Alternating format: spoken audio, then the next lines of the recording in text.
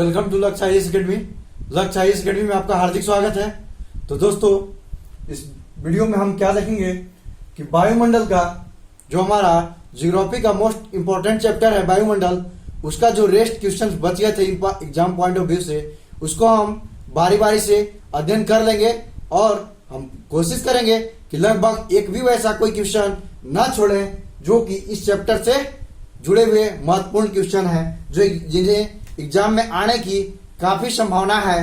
दोस्तों, एक चीज और हम कहना चाहेंगे, अगर चैनल को नहीं सब्सक्राइब किए हैं तो चैनल को जरूर सब्सक्राइब कर लीजिएगा और बेल बटन को जरूर दबा दीजिएगा ताकि आपका टाइम टू टाइम नोटिफिकेशन मिलता रहे। और दोस्तों, कमेंट में कोई भी कमी लगती होगी उसको जरूर लिखने को कष्ट कीजिएगा। अगर कोई अच्छाई भी लगता है तो उसको भी लिखकर हमें मोटिवेट करने का जरूर कोशिश कीजिएगा, कष्ट करके। ठीक है दोस्तों, और इसको अधिक से अधिक शेयर कीजिएगा ताकि और लोगों को ज्यादा से ज्यादा फायदा मिल सके। ठीक है दोस्तों, तो आइए अब हम चलते हैं वायुमंडल के किस परत की घनत्व सर्वाधिक है। चूंकि दोस्तों, एक चीज और हम बताना चाहेंगे कि वीडियो को पूरा जरूर देखा कीजिए। वीडियो पूरा देखने के बाद ही आपको सारी जितनी भी फैक्ट्स हैं सब क्लियर हो पाएंगे और कॉन्सेप्ट भी आपका क्लियर हो पाएगा। वायुमंडल के किस परत की घनत्व सर्वाधिक है? तो दोस्तों, एक बार फिर से हम वायुमंडल की परतों को रिकॉल करते हैं तो देखते हैं यहां पृथ्वी है,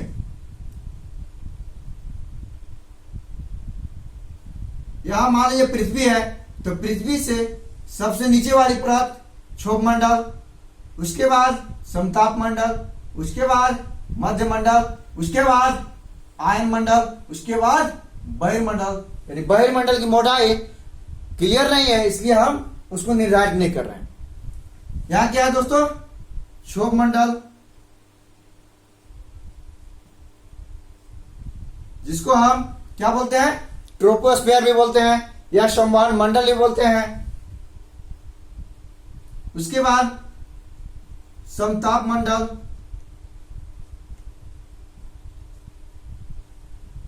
उसके बाद मध्यमंडल,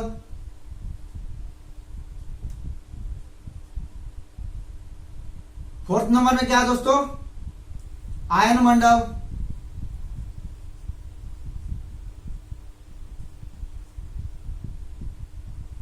और सबसे लास्ट में यानी सबसे बाहरी परत बहिर्मंडल, जिसको हम वायुमंडल या फिर एक्सोस्फीयर भी बोलते हैं। इसको इंग्लिश में ट्रोपोस्फीयर, इसको स्ट्रेटोस्फीयर, इसको मेसोस्फीयर, इसको आयोनोस्फीयर और इसको एक्सोस्फीयर। दोस्तों, इसकी मोटाई 18 किलोमीटर तक मैक्सिमम, गर्मी के दिनों में बढ़ती भी है और ज्यादा। समताप मंडल 18 से 50 किलोमीटर की ऊंचाई तक वाला मंडल है। 50 से 80 किलोमीटर की ऊंचाई तक वाला मंडल मध्य मंडल है। आयन मंडल 80 से 640 किलोमीटर की ऊंचाई तक वाला मंडल कहलाता है और 640 किलोमीटर से ऊपर वाला मंडल बहिर्मंडल बोला जाता है। तो बोला है कि वायुमंडल के किस परत में आयन मंडल, मध्य मंडल, समताप मंडल या क्षोभ मंडल। तो दोस्तों, आयन मंडल में क्या होती है? आयनिक क्रिया होती है, यानी इस वाले जिसके कारण हम रेडियो तरंगों को पुनः टेलीविजन, रेडियो, मोबाइल इत्यादि के माध्यम से सुन पाते हैं। नेक्स्ट है आपका मध्यमंडल। मध्यमंडल, इसका तापमान बहुत कम होता है। कहने का मतलब है, इसमें एक बार देख लेते हैं फिर से कि आयन मंडल में ज्यादा डिस्टर्बेंस नहीं है, यानी वह आयनिक किरणों को रिफ्लेक्ट करने का कार्य करती है। ठीक है। उसके बाद मध्यमंडल। मध्यमंडल बहुत शांत यानी बहुत ठंडा, बहुत क्या सबसे ठंडा मंडल है। इसका तापमान सबसे कम होता है। इसमें उल्का जैसी घटनाएं घटती है जिससे हम होने वाली कई बड़े दुर्घटनाओं से बच पाते हैं। इसमें क्या है? समताप मंडल, यानी ये आपका नीचे से दूसरा मंडल जो है समताप मंडल, इसका तापमान लगभग एक समान होता है। इसी की वजह से समताप मंडल इसका नाम दिया गया। ताप सम धन ताप, यानी सम प्लस ताप, सम जोड़ ताप, यानी तापमान जिसका समान हो उस मंडल को हम समताप मंडल बोलते हैं। इसकी मुख्य विशेषता क्या है? इसका तापमान एक समान होने के कारण, इसमें कोई मौसमी डिस्टरबेंस नहीं होने के कारण ही इसमें क्या होते हैं, वायुयानों को उड़ाने के लिए अनुकूल दशाएं होती है और वायुयान हवाई जहाज उड़ाई जाती है। क्षोभ मंडल दोस्तों यही वह मंडल है जिसका घनत्व जो है सबसे अधिक होता है। कारण क्या है? इसमें मौसमी डिस्टरबेंस यानी कि हवाओं का तेज चलना, बादल बनना, बादल गरजना, बिजली चमकना, वर्षा होना, ठीक है। और इसी में दूसरे प्रमुख कारक के रूप में CO2 की मौजूदगी होती है। जो CO2 क्या करता है? CO2 भारी गैस है और इसके तापमान को मेंटेन रखता है। तो इन्हीं सभी कारणों से इसका घनत्व जो है सर्वाधिक पाया जाता है, सर्वाधिक होता है। अतः आंसर मेरा क्या हो जाएगा दोस्तों? ऑप्शन घ मेरा राइट आंसर होगा, यानी क्षोभ मंडल। वायुमंडल की कौन सी परत रेडियो तरंगों को परावर्तित करती है? क्षोभ मंडल, समताप मंडल, मध्य मंडल या आयन मंडल। अभी हमने देखा क्षोभ मंडल में यानी ट्रोपोस्फेयर में मौसमी घटनाएं होती है, जैसे बादल बनना, बादल गरजना, बिजली चमकना, वर्षा होना, ठीक है, तापमान अधिक होना, ठीक है। इसी में और क्या होता है याद कीजिएगा, जो प्रति 165 मीटर की ऊंचाई पर तापमान में 1 डिग्री का गिरावट आता है। यह दोस्त यह क्वेश्चन जेपीएससी में पूछ चुका है, ठीक है, सॉरी बीपीएससी में पूछ चुका है, तो इसलिए इसको अच्छे से ध्यान में रखेंगे और नोट कर लेंगे। और अगर किलोमीटर में पूछा कि प्रति किलोमीटर ऊपर जाने पर तापमान में 6.4 डिग्री सेल्सियस से 6.5 डिग्री सेल्सियस की गिरावट होती है, यानी कहीं 6.4 डिग्री सेल्सियस रहेगा तो कहीं 6.5 डिग्री सेल्सियस रहेगा। इसको भी आप नोट डाउन कर लेंगे। यानी क्षोभ मंडल में मौसमी घटनाएं होती है।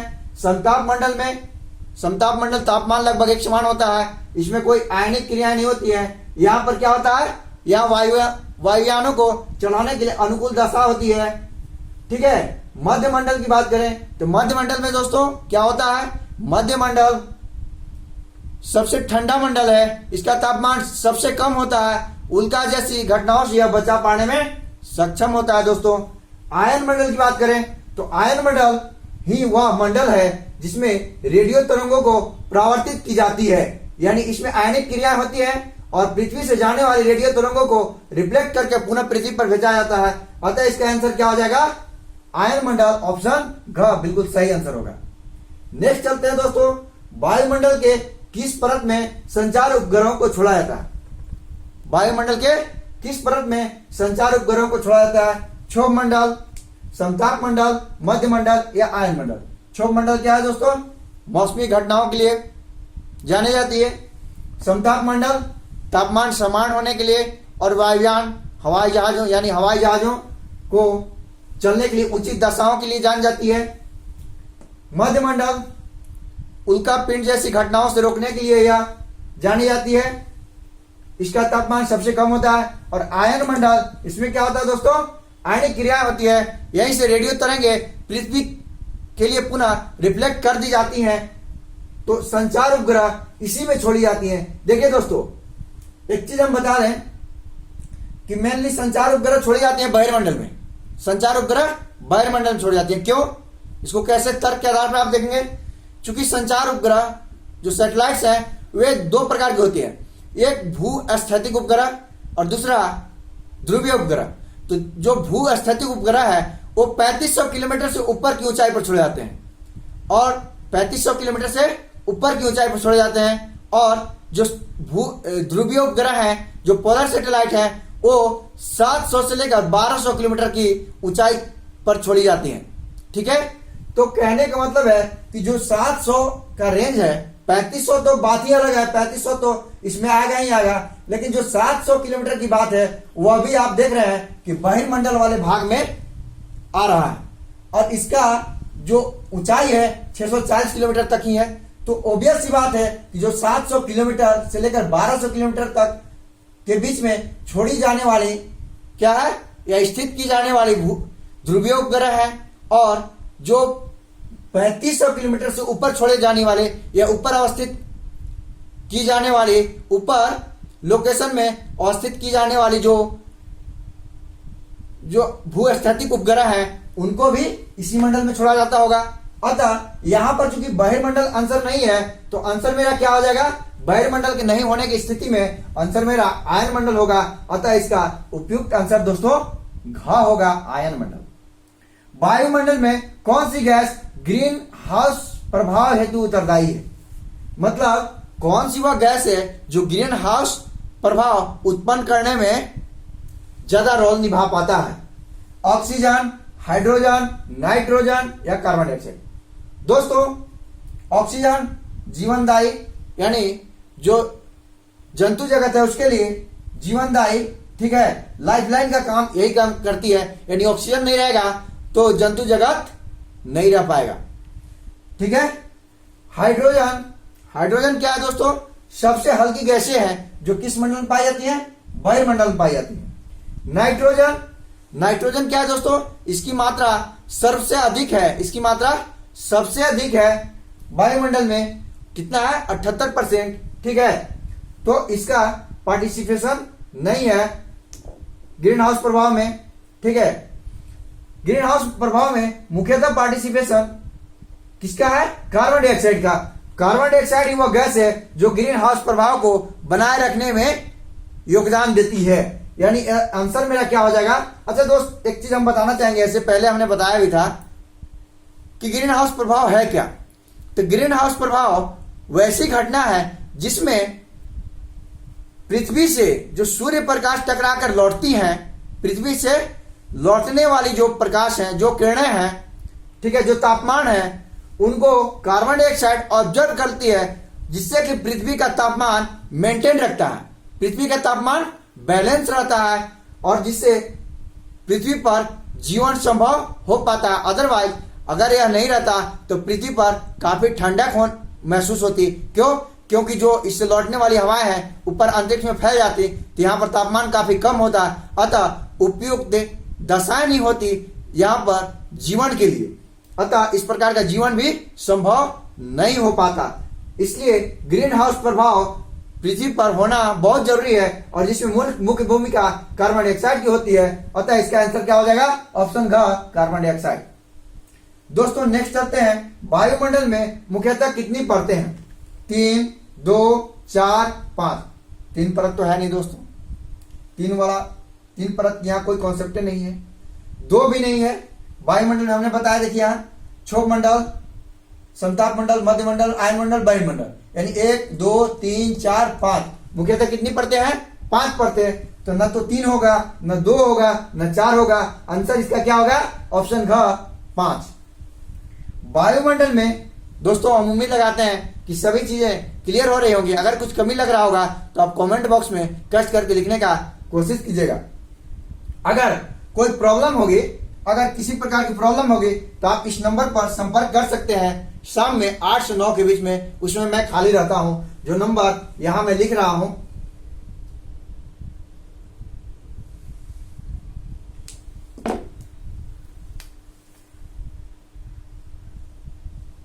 एट 7 4 4 9 9 6 5 8 9, इस नंबर पर आप संपर्क कर सकते हैं शाम में 8 से 9 के बीच में। किसी भी तरह का कोई प्रॉब्लम हुआ तो आप संपर्क कर सकते हैं अपने प्रॉब्लम के समाधान के लिए। समय 8 to 9 PM, 8 to 9 PM, ठीक है दोस्तों। नेक्स्ट हम चलते हैं, वायुमंडल में ऑक्सीजन की प्रतिशत मात्रा कितनी है, 78%, 0.03%, 20.9% या 0.9%। तो 78% किसकी मात्रा है दोस्तों, हमने बताया था, याद कीजिए। मुख्य कौन है, नाइट्रोजन, कितना 78%। उसके बाद देखिए, उसके बाद ऑक्सीजन है, कितना है दोस्तों 20.9%। उसके बाद कौन सा है, आर्गन है, ये 0.9%। उसके बाद आता है CO2, कितना है दोस्तों CO2 है आपका 0.03%, कहीं कहीं पर 0.04% है, और रेस्ट हाइड्रोजन हीलियम वगैरह जितने बच गए उसमें आ जाते हैं। तो हमारा क्वेश्चन क्या है दोस्तों कि वायुमंडल में ऑक्सीजन की प्रतिशत मात्रा कितनी है। तो देखिए ऑक्सीजन जिसको हम O2 के रूप में यहां पर दर्शाए हैं, इसकी मात्रा कितनी है 20.9%, यानी हमारा आंसर क्या हो जाएगा, ऑप्शन ग इज द राइट आंसर, बिल्कुल सही जवाब होगा 20.9%। नेक्स्ट हमारा पृथ्वी के चारों ओर वायु के आवरण को क्या कहा जाता है।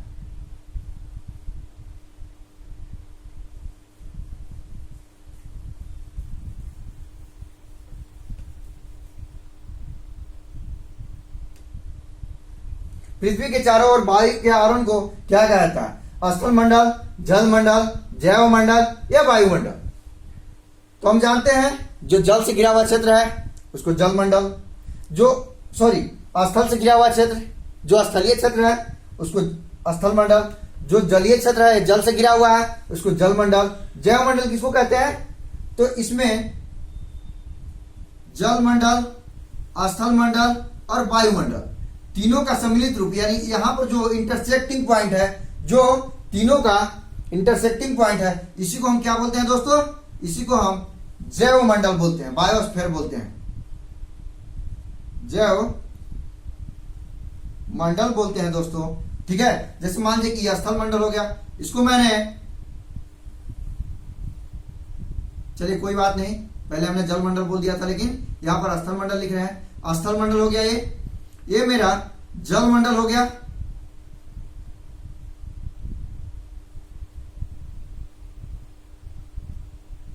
जल मंडल, और ये वाला हमारा वायुमंडल हो गया।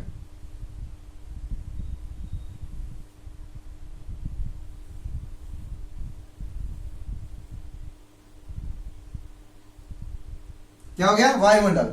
और तीनों जहां एक दूसरे को कट करते हैं, एक दूसरे को यानी जहां पर तीनों मिलते हैं उसी को हम जैव मंडल कहते हैं। और यह जैव मंडल ही एक जगह है जहां पर जीवन की संभावना होती है, जीवन जहां पर होने की पूर्ण चांसेस होती है, यानी जहां जीवन सरवाइव कर पाता है।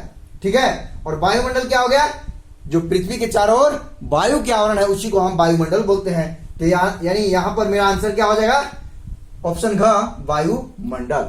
ठीक है दोस्तों, तो हम पुनः एक बार कह रहे हैं कि चैनल को नहीं सब्सक्राइब किए होंगे तो चैनल को सब्सक्राइब जरूर कर लीजिए, बेल बटन को दबा लीजिए, ताकि आपको टाइम टू टाइम नोटिफिकेशन मिलता रहेगा दोस्तों, और सभी चीजों से आप अपडेट होते रहेंगे और आपका तैयारी भी कंप्लीट हो पाएगा।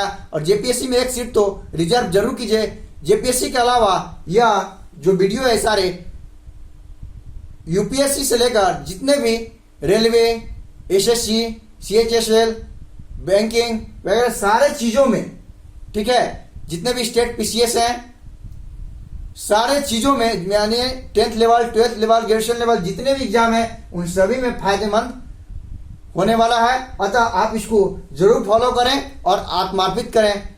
ठीक है दोस्तों, उसके बाद कमेंट सेक्शन में भी अगर अच्छा लगता होगा तो कमेंट अच्छे का कर दीजिएगा, अगर कुछ कमी लगता होगा तो भी जरूर कमेंट करने का कोशिश कीजिएगा। ठीक है दोस्तों, मिलते हैं हम नेक्स्ट वीडियो में, तब तक के लिए धन्यवाद। मन लगा कर पढ़िए और अधिकारी के रूप में अपना एक सीट जरूर सुनिश्चित कीजिए। Thank you.